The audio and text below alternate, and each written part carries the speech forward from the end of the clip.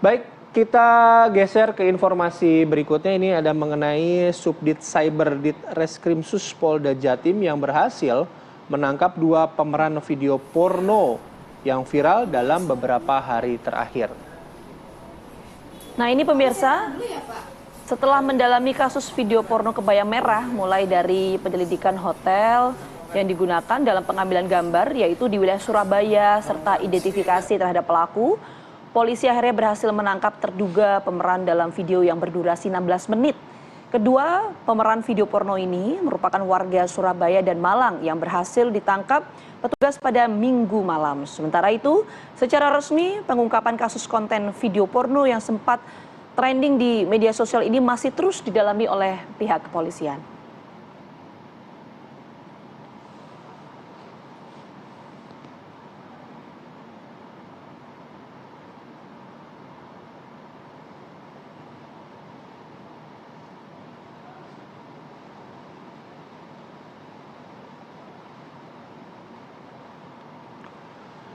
Oke, untuk membahas mengenai hal ini, kami sudah bergabung dengan Maman Suherman yang merupakan seorang kriminolog. Selamat pagi, Kang Maman. Selamat pagi. Selamat pagi Mas Bayung, selamat pagi Mbak Ita. Ya, Kang Maman, kalau melihat soal fenomena ini kan kita bukan sekali dua kali ya melihat yang hal seperti ini gitu, dan masih berulang begitu. Nah, sebenarnya apa yang membuat hal ini bisa berulang? Akses apa yang sebenarnya mudah diakses begitu ya oleh para pelaku ini? Yang pertama kita mesti menunggu pendalaman kepolisian untuk mengetahui dengan pasti motif ya, dan kemudian mengapa ini berulang terjadi. Tapi biasanya ada paling sedikit 3 hal yang membuat hal ini terjadi.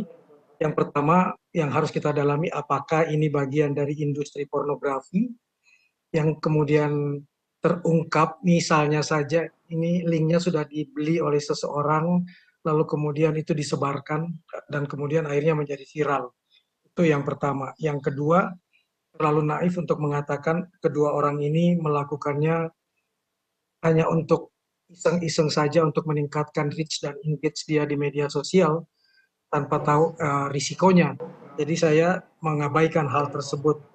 Yang berikutnya adalah kalaupun bukan bagian dari industri pornografi, bisa jadi 2 orang ini memang praktek seperti itu, tidak dengan sindikat yang lain, yang kemudian video ini ditawarkan ke pihak-pihak lain. Jadi kemungkinan itu yang menurut saya bisa kita telusuri nantinya. Oke. Ya, kemungkinan itu memang masih menunggu ya dari proses Iya. penyelidikan oleh pihak kepolisian. Tapi apakah fenomena-fenomena seperti ini dari amatannya Kang Maman merujuk pada motif-motif tertentu tidak, Kang, gitu? Kemungkinan motif bisnis sangat besar. Yang kedua, karena melihat banyaknya konten-konten sejenis yang bebas berkeliaran di media sosial kita, lalu kadang-kadang orang menggampangkan hal tersebut.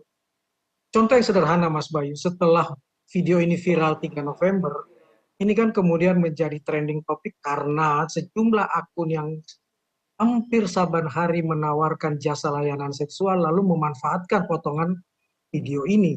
Dengan sederhana, misalnya mereka mengatakan, kalau Anda ingin tahu video lengkapnya, silahkan hubungi kami. Begitu dihubungi, yang ditawarkan malah bukan video tersebut, tapi layanan video call seksual misalnya, dan layanan seksual lainnya. Jadi malah dimanfaatkan oleh orang-orang lain yang berada di industri ini. Dan inilah yang menurut saya juga menjadi pendorong orang-orang menganggap kemungkinan untuk diungkap, untuk dikuak, untuk diseriusi oleh pihak aparat itu tidak terlalu besar.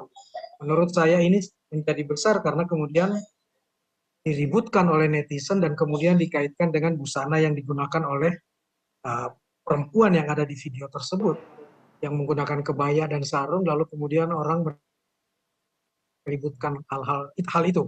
Dan bagi saya ini bukan sesuatu yang terlalu aneh karena fantasi-fantasi seksual dengan menggunakan berbagai busana tradisional, busana guru, busana anime Jepang dan lain sebagainya bahkan ditawarkan dan ada secara offline bukan cuma online. Oke, baik, tadi Kang Maman menyebutkan bahwa ini dugaannya bisa jadi karena motifnya soal bisnis. Nanti kita akan dalami soal itu Kang Maman, tapi kita jeda Ya. dulu sejenak. Apa kabar Indonesia Pagi akan kembali hadir saat lagi untuk Anda, tetap bersama kami.